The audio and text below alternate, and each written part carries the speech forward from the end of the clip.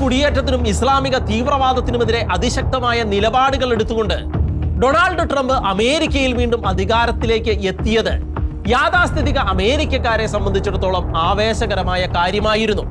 നാളെ സൂര്യൻ അസ്തമിക്കുന്നതിന് മുൻപ് അമേരിക്കയിലേക്കുള്ള അനധികൃത കുടിയേറ്റങ്ങളെല്ലാം അവസാനിപ്പിക്കുമെന്ന് ഉറച്ചു പ്രസ്താവിച്ചുകൊണ്ട് അധികാരമേറ്റ ട്രംപ് പറഞ്ഞത് അക്ഷരം പ്രതിയായി നിറവേറ്റി തുടങ്ങിയതോടെ തങ്ങളുടെ നിലനിൽപ്പിന് കീഴിലെ മണ്ണൊലിച്ചു പോകുന്നു എന്നറിഞ്ഞ് ആസൂത്രിതമായ അട്ടിമറി ശ്രമങ്ങളുമായി ഡെമോക്രാറ്റിക്കുകളും അവരുടെ വോട്ട് ബാങ്കായ വോക്കിസ്റ്റ് ചേരികളും അതിശക്തമായി രംഗത്ത് ഇറങ്ങിയിരിക്കുകയാണ്.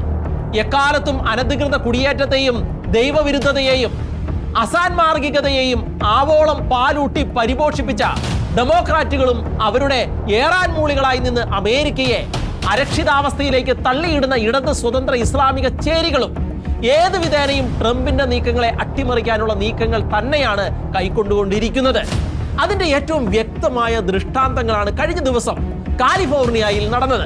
അനധികൃത കുടിയേറ്റക്കാരെ തൂക്കിയെടുത്ത് പുറത്തേക്ക് തട്ടാനാണ് ഭാവമെങ്കിൽ അധികാരത്തിൽ വരുന്നതിന് മുൻപ് തന്നെ ട്രംപിനെ തട്ടിക്കളയാൻ ചില ഉപജാപക സംഘങ്ങൾ തീരുമാനിച്ചിരുന്നു. അതിനവർ നോക്കിയത് 2 വട്ടമായിരുന്നു.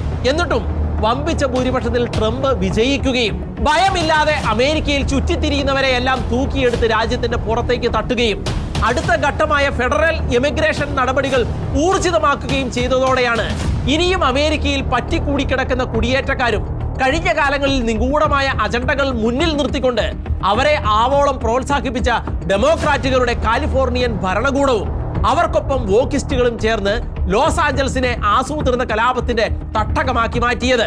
അന്ന് അങ്ങേയറ്റം അക്രമാസക്തമായ ആ പ്രതിഷേധങ്ങളിൽ ഉയർത്തിപ്പിടിച്ചിരിക്കുന്നത് പലസ്തീന്റെയും മെക്സിക്കോയുടെയും സോവിയറ്റ് യൂണിയന്റെയും പതാകകളായിരുന്നു.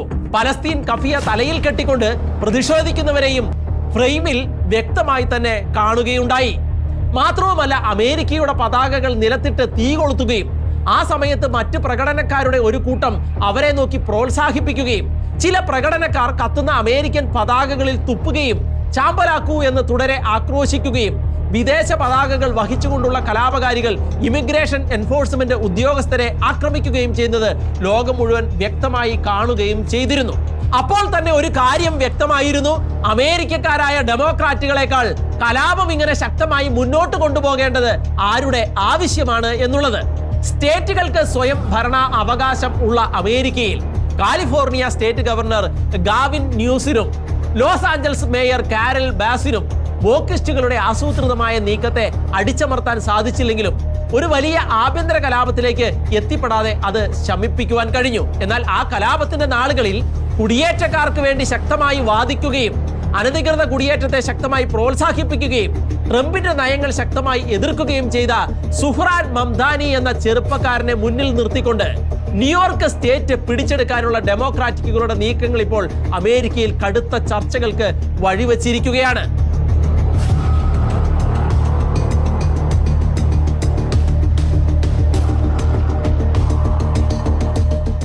ലെഫ്റ്റ് ആൻഡ് ലിബറൽ വാദത്തിന്റെ വിടവിലൂടെ അങ്ങേയറ്റം ആസൂത്രിത നീക്കങ്ങളുമായി യൂറോപ്യൻ ക്രൈസ്തവ രാജ്യങ്ങളെ കീഴടക്കാൻ ഭാവിച്ച് ഇറങ്ങിയിരിക്കുന്ന പൊളിറ്റിക്കൽ ഇസ്ലാമിന്റെ വക്താക്കൾ അത്തരം രാജ്യങ്ങളിലെ പ്രധാനപ്പെട്ട നഗരങ്ങളെ ഒന്നിനു പുറകെ ഒന്നായി വിഴുങ്ങിക്കൊണ്ടിരിക്കുന്നു എന്നുള്ള ഭയാശങ്കകളെ ഊട്ടി ഉറപ്പിച്ചുകൊണ്ടാണ് ന്യൂയോർക്കിൽ നടന്ന മേയർ തെരഞ്ഞെടുപ്പിന്റെ പ്രാഥമിക ഘട്ടത്തിൽ ഉഗാണ്ടയിൽ നിന്ന് കുടിയേറ്റക്കാരനായി വന്ന് 2018 മാത്രം അമേരിക്കൻ പൗരത്വം കിട്ടിയ സുഹ്റാൻ മംദാനി അധികാരസ്ഥാനം ഏറെക്കുറെ ഉറപ്പിച്ചിരിക്കുന്നത്. ഏത് രാജ്യങ്ങളിലായാലും അവിടുത്തെ ജനാധിപത്യത്തെ അട്ടിമറിക്കുക എന്ന ലക്ഷ്യത്തോടെ ആ രാജ്യത്തെ തന്നെ ജനാധിപത്യ പ്രക്രിയയിലൂടെ നുഴഞ്ഞു കയറുക എന്നുള്ളതാണ് പൊളിറ്റിക്കൽ ഇസ്ലാമിസ്റ്റുകൾ അവലംബിക്കുന്ന രീതികൾ. ഇവിടെ 1998 തന്റെ 7ാമത്തെ വയസ്സിൽ ഉഗാണ്ടയിൽ നിന്ന് കുടിയേറ്റക്കാരനായി വന്നയാളാണ് മംദാനി. അദ്ദേഹത്തിന്റെ അച്ഛൻ മഹമ്മൂദ് മംദാനി ഒരു സ്കോളറാണ്. അമ്മ നിരവധി സിനിമകൾ സംവിധാനം ചെയ്തിട്ടുള്ള ഹോളിവുഡ് സിനിമകൾ സംവിധാനം ചെയ്തിട്ടുള്ള ഇന്ത്യൻ വംശജയായ മീര നയ്യാർ ആണ്. അമേരിക്കൻ പൗരത്വം നേടി കേവലം 6 വർഷങ്ങൾ മാത്രം പിന്നിട്ടപ്പോൾ ന്യൂയോർക്ക് പോലെയുള്ള പ്രധാനപ്പെട്ട നഗരത്തിന്റെ മേയറായി കുതിച്ച് കയറുക എന്നുള്ളത് അസാധ്യമായ കാര്യമാണ്. അതിനയാൾക്ക് കഴിഞ്ഞുവെങ്കിൽ അതിന്റെ പിന്നിൽ അതിശക്തമായ ചരടുവലികൾ തന്നെ നടന്നിട്ടുണ്ട് എന്നുള്ളത് വ്യക്തമാണ്. ന്യൂയോർക്കിലെ ജനങ്ങളെ കയ്യിലെടുക്കാൻ പോകുന്ന ചെപ്പടി വിദ്യകളും സൗജന്യ ബസ് യാത്രയും 2 ലക്ഷം വീടുകളെയും എന്നിവയെല്ലാം നൽകാമെന്ന് വാഗ്ദാനം ചെയ്തുകൊണ്ട് രംഗത്ത് വന്ന മംദാനി പറഞ്ഞത് നെതന്യാഹു ന്യൂയോർക്കിൽ കാലുകുത്തിയാൽ അദ്ദേഹത്തെ അറസ്റ്റ് ചെയ്യുമെന്നും സ്വവർഗ അഴിഞ്ഞാട്ടങ്ങളെ ആവോളം പ്രോത്സാഹിപ്പിക്കാൻ LGBTQ-കൾക്ക് വേണ്ടി പ്രത്യേക ഡിപ്പാർട്ട്മെന്റ് തന്നെ തുടങ്ങുമെന്നും ഗുജറാത്ത് കലാപത്തിന്റെ പേരിൽ ഇന്ത്യൻ പ്രധാനമന്ത്രിയെ പ്രതിക്കൂട്ടിൽ നിർത്തിക്കൊണ്ട് പാകിസ്ഥാൻ ആശയങ്ങൾ ഉയർത്തിപ്പിടിച്ച് സംസാരിക്കുന്ന പൊളിറ്റിക്കൽ ഇസ്ലാമിന്റെ വക്താവ് തന്നെയാണ് താനെന്ന് മുൻപ് തന്നെ തെളിയിച്ചിട്ടുള്ള ആളുകൂടിയാണ് ഈ മംദാനി എന്ന് പറയുന്നയാൾ. ട്രംപ് നടത്തിക്കൊണ്ടിരിക്കുന്ന ഡീപ്പോർട്ടേഷനെ അതിശക്തമായി എതിർക്കുന്ന സൊഹ്റാൻ മംദാനിയെ 100% ഭ്രാന്തനായ ഒരു കമ്മ്യൂണിസ്റ്റ് എന്നാണ് ട്രംപ് വിശേഷിപ്പിച്ചത്. ഏതായാലും അമേരിക്കയിൽ വളർന്നു വരുന്ന ദൈവവിരുദ്ധതയുടെയും നിരീശ്വരവാദത്തിന്റെയും തട്ടകമായി കിടക്കുന്ന സ്ഥലമാണ് ന്യൂയോർക്ക് എന്ന് പറയുന്നത്.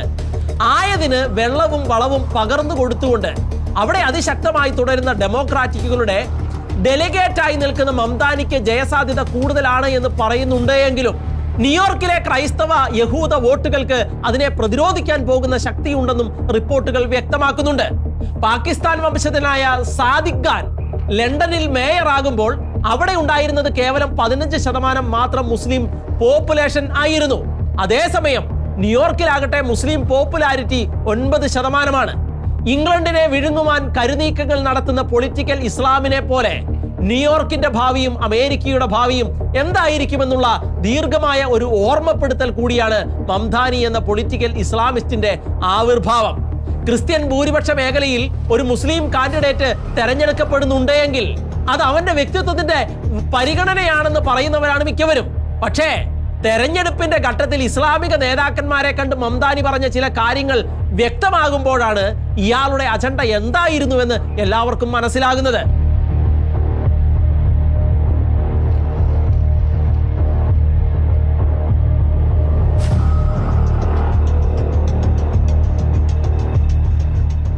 നമ്മളിപ്പോൾ ന്യൂയോർക്കിൽ 10 ലക്ഷം പേരുണ്ട് എന്നും ന്യൂയോർക്ക് സിറ്റിയും ന്യൂയോർക്കിന്റെ ഭരണസിരാ കേന്ദ്രങ്ങളും നമുക്ക് അവകാശപ്പെട്ടതാണ് എന്നും ഈ അവസരം നമ്മൾ പൂർണ്ണമായി വിനിയോഗിക്കണം എന്നുമായിരുന്നു അയാൾ അവിടെ പറഞ്ഞു വെച്ചത്. പുറമെ വലിയ കമ്മ്യൂണിസ്റ്റും സോഷ്യലിസ്റ്റും ഒക്കെയായി അറിയപ്പെടുന്ന ഇയാൾ കടുത്ത ഇസ്ലാമിക നിലപാടുള്ള ആളാണ് എന്ന കാര്യം ഇപ്പോൾ വളരെ വ്യക്തം ആയിരിക്കുകയാണ്. ഇന്ത്യ വിരുദ്ധനായ ഒരു പാകിസ്ഥാൻകാരൻ എന്ന നിലയിൽ മംദാനിയെ കാണുന്ന ഇന്ത്യയിലെ കോൺഗ്രസുകാരും BJP-കാരുമെല്ലാം ഇപ്പോൾ മംദാനിയുടെ ആരോഹണത്തെ ശക്തമായി തന്നെ അപലപിക്കുകയാണ് ചെയ്തിരിക്കുന്നത്. എന്തായാലും ട്രംപ് നടത്തിക്കൊണ്ടിരിക്കുന്ന ഇമിഗ്രേഷൻ ആൻഡ് കസ്റ്റംസ് ഓപ്പറേഷനുകൾ ന്യൂയോർക്കിൽ നടപ്പിലാക്കില്ല എന്ന് വാദിച്ച് രംഗത്തിറങ്ങിയ മംദാനിക്കെതിരെ അതിശക്തമായ നിലപാടുകളുമായി ട്രംപ് രംഗത്തെത്തിയിരിക്കുകയാണ്. മിനിസ്ട്രിയുടെ ഉത്തരവുകൾക്കെതിരെയുള്ള നീക്കങ്ങൾ നിയമ ലംഘനമാണെന്നും അത് വെച്ചു പൊറുപ്പിക്കില്ലെന്നും വേണ്ടി വന്നാൽ മംദാനിയെ അറസ്റ്റ് ചെയ്ത് അകത്തിടുമെന്നും ഒരു കമ്മ്യൂണിസ്റ്റുകാരന്റെ ആവശ്യം ഈ രാജ്യത്തിന് ഇല്ല എന്നും അങ്ങനെ വന്നാൽ അത് താൻ നിരീക്ഷിക്കുമെന്നും അനധികൃത കുടിയേറ്റക്കാരനാണ് മംദാനി എന്ന പരാതിയും താൻ അന്വേഷിക്കുമെന്നും ട്രംപ് ഇപ്പോൾ വ്യക്തമാക്കിയിരിക്കുകയാണ്. We don't need a communist in this country, but if we have one, I'm going to be watching over him very carefully on behalf of the nation. We send him money. We send him all the things that he needs to run a government. And by the way, they get about 3 times what you get, Ron. If you look at the per capita, Florida gets 1/3. ഇപ്പോൾ Mamdani നേടിയെടുത്തിരിക്കുന്ന American പൗരത്വം അസാധുവാണ് എന്നും അത് റദ്ദാക്കണമെന്നും വാദിച്ചുകൊണ്ട് Republican അണികളും ശക്തമായി രംഗത്തിറങ്ങിയിരിക്കുകയാണ്. ഇതുകൂടാതെ ഇയാൾ communist ആണെന്നും ടെററിസ്റ്റുകളോടുള്ള അതിശക്തമായ ആഭിമുഖ്യവും മറച്ചുപിടിച്ചാണ് ഇയാൾ ജീവിക്കുന്നത് എന്നും ആരോപിച്ചുകൊണ്ടുള്ള നിരവധി പരാതികളും ഇപ്പോൾ വന്നിരിക്കുകയാണ്. റിപ്പബ്ലിക്കൻ പാർട്ടിയുടെ സെനറ്റ് അംഗമായ ആൻഡി ഓഗ്ലെ ആവശ്യപ്പെട്ടിരിക്കുന്നത് മംദാനിയുടെ പൗരത്വം റദ്ദാക്കി അയാളെ നാട് കടത്തണമെന്നാണ്. ചെറിയ മുഹമ്മദായ മംദാനി ഒരു സെമിറ്റിക് വിരുദ്ധനും സോഷ്യലിസ്റ്റും കാനോനിസ്റ്റുമാണ്. അവൻ ന്യൂയോർക്ക് എന്ന മഹത്തായ നഗരത്തെ നശിപ്പിക്കും, അവനെ നാട് കടത്തേണ്ടതുണ്ട് എന്നാണ് ഓഗ്ലെ സോഷ്യൽ പ്ലാറ്റ്ഫോമായ എക്സിൽ വ്യാഴാഴ്ച ഒരു പോസ്റ്റിലൂടെ വ്യക്തമാക്കിയത്. വൈറ്റ് ഹൗസ് പ്രസ് സെക്രട്ടറിയായ കരോളിൻ ലീവിറ്റ് ആകട്ടെ അമേരിക്കൻ പൗരത്വം നേടിയെടുക്കാൻ മംദാനി ഇസ്ലാമിക ഭീകരന്മാരുമായുള്ള ബന്ധത്തെ മറച്ചുവെച്ചു എന്ന് പറയുന്ന സാഹചര്യമുണ്ടായി. ഏതായാലും ട്രംപ് അതിശക്തമായ നടപടികളുമായി മുന്നോട്ട് പോകുമെന്ന് തന്നെയാണ് പുറത്തു വരുന്ന വിവരങ്ങൾ. തന്റെ ഡീപ്പോർട്ടേഷൻ നടപടികൾക്ക് സുപ്രീം കോടതിയിൽ നിന്ന് അതിശക്തമായ പിന്തുണ ലഭിച്ച സ്ഥിതിക്ക് ട്രംപ് വളരെ ശക്തമായിട്ടാണ് ഈ കാര്യങ്ങളിൽ നടപടികളുമായി മുന്നോട്ട് പോകുന്നത്. അങ്ങനെയുള്ള നടപടികൾ ഉണ്ടായാൽ പൗരത്വവും കാൻഡിഡേറ്റ്ഷിപ്പും പോയി മേയർ സ്വപ്നങ്ങളുമായി മംദാനി ജയിലിൽ പോയി കിടക്കേണ്ടി വരും എന്ന അവസ്ഥയാണ് ഇപ്പോൾ ഉണ്ടായിരിക്കുന്നത്.